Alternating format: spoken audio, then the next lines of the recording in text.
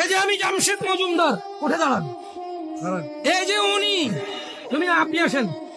এই যে ইনি, একজন ব্যক্তি একজন ব্যক্তি একজন ব্যক্তি বসেন।